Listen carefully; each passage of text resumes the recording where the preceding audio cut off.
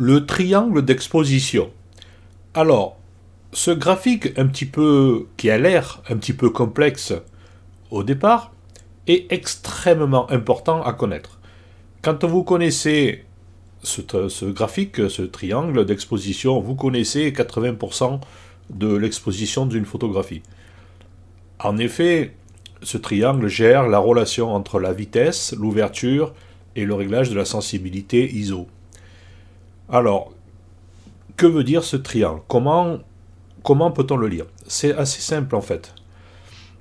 Vous avez sur la gauche la vitesse d'exposition, en bas les ouvertures, donc le diaphragme, et à droite la sensibilité de capture de la lumière, les ISO.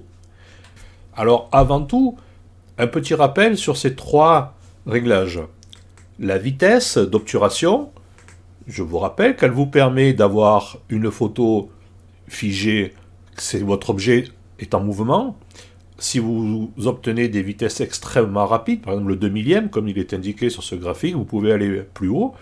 Alors, on utilise en général ces vitesses très rapides donc pour figer la photo, ou figer le mouvement, ou sur des lumières extrêmement intenses, comme au ski ou sur la plage, par exemple, au mois d'août, où vous avez une lumière qui est extrêmement puissante. Donc, on est obligé de faire rentrer très peu de lumière dans l'appareil photo, donc on utilise une vitesse d'obturation très rapide. Au plus, vous baissez la vitesse d'obturation, donc vous allez vers les flous créatifs, au plus votre sujet en mouvement ne sera pas figé, il y aura un petit filet derrière dû au mouvement du sujet. Vous ne pouvez pas utiliser ces très basses obturations quand vous avez la lumière très forte ou trop forte. Sinon, vous avez trop de lumière qui va rentrer dans l'appareil photo et vous allez avoir une photo cramée, comme on dit, très très blanche, donc qui est complètement loupée. Ça, la vitesse vous permet de figer le mouvement ou ne pas le figer. L'ouverture, elle, gère, alors non seulement, bien sûr, la quantité de lumière qui va rentrer sur le capteur, mais surtout la profondeur de champ. Donc, si vous mettez une profondeur de champ très grande, donc en fait un numéro de F grand, vous savez que c'est l'inverse, c'est 1 sur. Donc en fait, une ouverture très petite, du F. Alors, F22 sur le graphique, c'est pas trop conseillé de l'utiliser quand même, pour d'autres raisons. Je vous les expliquerai un peu plus dans le détail sur les ouvertures. On va dire que F16 ou F11 donc donne une grande profondeur de champ. Grand chiffre, grande profondeur de champ. C'est le moyen de s'en rappeler correctement. Grand chiffre, grande profondeur de champ.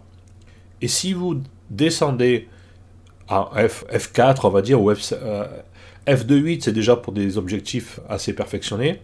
On peut descendre encore plus, il y a des objectifs qui descendent encore plus, à 2, jusqu'à 1, en fait. Bon, là, c'est du très très haut de gamme. Donc on a une ouverture, un diaphragme qui est grandement ouvert, et là vous avez une profondeur de champ qui est très petite. Alors c'est extrêmement intéressant dans la photo créative, ou dans le portrait, bien sûr. Si vous voulez avoir le portrait d'une personne, ou que les yeux d'une personne très nets, alors par contre en F2 ou moins, mais déjà en F2.8, disons en F2, si vous prenez les yeux d'une personne nette, vous avez les oreilles floues déjà. Donc attention quand même à la profondeur de champ, ne pas non plus descendre dans les extrêmes, sinon vous allez avoir des soucis de flou d'arrière-plan et d'avant-plan. Voilà, ça c'est pour l'ouverture. Et sur la droite, donc, la sensibilité ISO. Alors, en temps normal, on utilise des sensibilités ISO, on va dire de 100 ISO, à peu près. Dès que la lumière décroît, on peut monter en sensibilité pour que votre capteur soit très sensible aux très faibles lumières qui sont là. Donc en fait, en tombée de soirée ou dans des pièces en immobilier par exemple, dans des pièces un peu sombres, on peut monter en ISO. Attention quand même, contrôlez bien vos ISO, bien que maintenant les appareils photo soit de plus en plus sophistiqué et monte de plus en plus en ISO. Si vous montez trop, vous risquez donc d'avoir des bruits, des bruits numériques. Donc ce sont des petits points blancs ou des petits points de couleur, des petits carrés exactement, qui se mettent sur la photo, surtout dans les hautes densités, dans les faibles densités, pardon, dans les noirs ou les aplats de bleu ou les marrons, enfin peu importe. Et là, vous avez quelque chose qui est pas très beau, quoi, Donc on peut les rattraper un petit peu en retouche photo avec certains logiciels, mais bon, faut pas aller trop fort quand même, parce que c'est difficile de les rattraper. Donc on a un rapport entre la vitesse, l'ouverture et la sensibilité à la lumière. Et ce triangle d'exposition, aussi difficile qu'il soit, quand on voit le schéma, on se demande un peu ce qui se passe, eh bien en fait c'est, voilà, vous avez compris, c'est assez facile, mais la photo c'est ça, c'est un rapport entre la vitesse, l'ouverture et la sensibilité ISO. Après, c'est à vous de voir la photo que vous voulez faire. Il faut penser la photo avant d'appuyer sur le bouton. Si vous voulez une grande profondeur de champ ou une faible profondeur de champ, si vous voulez figer la photo, le mouvement de la photo, ou si vous voulez avoir un léger flou qui permet de mettre en valeur le mouvement du sujet. Donc, alors, les ISO, voilà, je vous dis, c'est difficile à s'en servir. Je vous conseille quand même, bon, alors, on est en 100 ISO en moyenne en général. On peut monter 200, 400, 800. Au-delà, attention. Voilà, bien connaître son appareil photo, les qualités de son appareil photo, les qualités de traitement des bruits, avant de monter plus que 800 ISO, bien connaître son appareil photo. Alors je vous dis, il y a des appareils photo sophistiqués maintenant qui montent à 1006, 3200 sans aucun problème. Mais faites des essais et vous verrez jusqu'à combien d'ISO vous pouvez monter sans aucun problème. Après, au-delà, on peut monter, il n'y a pas de souci, mais bon, soyez sûr que vous aurez des bruits qui apparaissent. Alors, si c'est une photo extraordinaire, si c'est un ovni qui passe dans le ciel, à la limite, vous fichez du bruit, vous avez pris l'ovni. Mais si vous voulez faire une belle photo, quand la lumière est un peu basse, attention au bruit ISO. Il vaut mieux baisser la vitesse et travailler avec un pied, pour ne pas avoir de flou. C'est ce que je fais par exemple moi en immobilier. On travaille des fois à des vitesses très très basses, mais comme je suis sur pied, que ça ne bouge pas, et que mon sujet ne bouge pas, donc j'ai pas de flou. Voilà, donc on peut travailler très très bas si l'appareil ne bouge pas et le sujet ne bouge pas. Si le sujet bouge, un oiseau, un lion qui court, peu importe, si vous voulez avoir un léger flou arrière, travailler dans des vitesses qui sont pas très basses, mais pas hautes du tout, mais pas très basses, 60, 50, 30e de seconde, voilà, ça peut avoir un léger flou derrière. En deçà, c'est pas évident, il y a d'autres techniques. Et au-dessus, vous allez avoir le lion. Alors l'oiseau, ça va vite, mais ça va même très très vite. Un lion qui galope dans la savane, bon, s'il court à fond, ça va vite. S'il trottine, on peut travailler à des vitesses un peu au-dessus, un peu plus rapide, on va dire. Quand je dis au-dessus, c'est les chiffres qui est au-dessus. En fait, la vitesse, elle est rapide. Bon, travailler au 2 millième de seconde, vous pouvez être sûr que quasiment toutes vos photos sont figées, le mouvement est figé, quoi.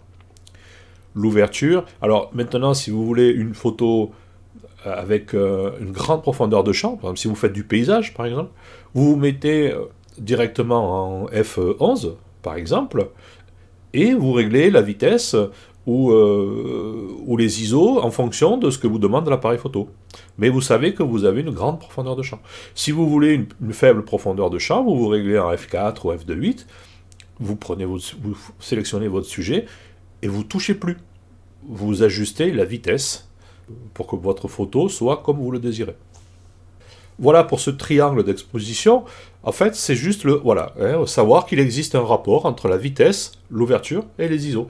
Alors, après, vous savez que si on augmente la vitesse, il y a peu de lumière qui rentre dans le capteur, donc on va être obligé d'avoir une ouverture plus grande. Donc voilà, c'est pour ça que, et inversement, si vous baissez en ISO et que la lumière est très faible, vous allez être obligé de baisser en vitesse ou d'avoir une ouverture plus grande. Donc en fait, c'est le rapport entre ces trois valeurs qui fait que votre photo est bien exposée ou pas exposée. À vous, après, de choisir Si vous voulez, voilà, un flou, une grande profondeur de champ, faible profondeur de champ. Voilà, c'est à vous de choisir la photo que vous désirez avant de manipuler ça. Voilà, donc si vous maîtrisez ces 3 valeurs, vous n'aurez aucun souci à régler votre photo, même en manuel, hein. Alors avec les aides, hein, on peut pas.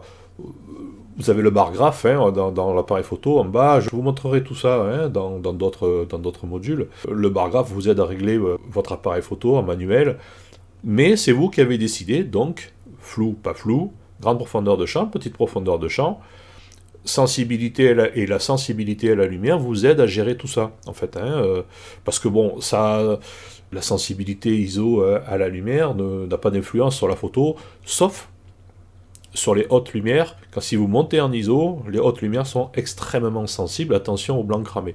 Voilà. Mais si vous restez par exemple en 100 ou 200 ou 400 ISO, en général on n'a pas trop de soucis. On peut venir régler par exemple sur 200 ISO et venir jouer après sur l'ouverture et la vitesse pour avoir une photo correctement exposée. Voilà pour le triangle d'exposition.